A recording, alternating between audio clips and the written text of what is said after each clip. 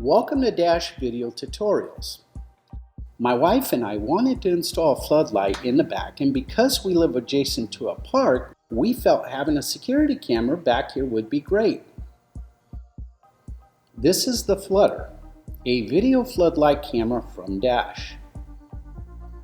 Let's get it unboxed. Ooh, it feels nice and sturdy. We obviously want to reserve a lot of this work for professionals, but if you're a do-it-yourselfer, the very first rule of this game is to make sure that your power is turned off. If you're retrofitting your floodlight, chances are the hardware that you have installed is going to work. We didn't have a mounting location before, so my wife and I hired a licensed electrician to run the line for us. If you're roughing in a new junction box on a new installation, the first thing you want to make sure that you know is exactly where your stud is. That way you can actually mount the junction box to the stud.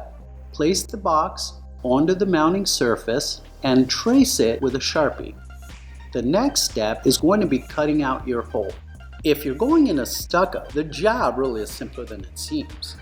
Using a chisel or flathead screwdriver, you're going to follow your line and gently tap using a mallet until you're all the way around. In most cases, the stucco is simply going to fall out. If not, you can pry it out with your flathead screwdriver. As for the chicken wire that's beneath it all, use a pair of snips, cut around, and remove it.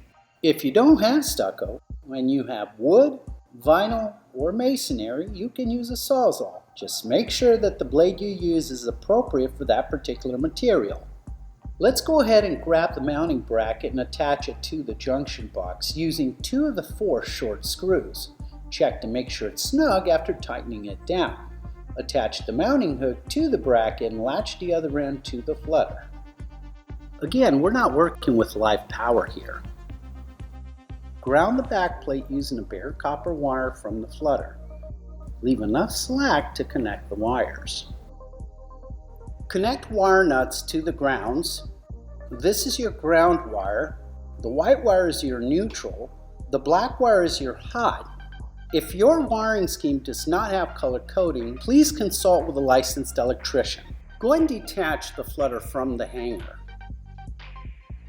Tuck in all wires in the cubbies and mount the flutter onto its back plate, securing it with the long mounting screw.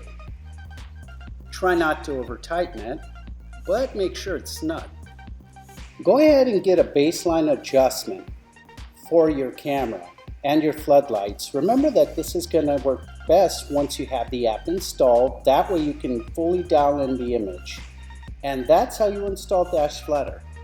Now that we've completed the hardware installation, I can go ahead and add the Flutter to my Dash app.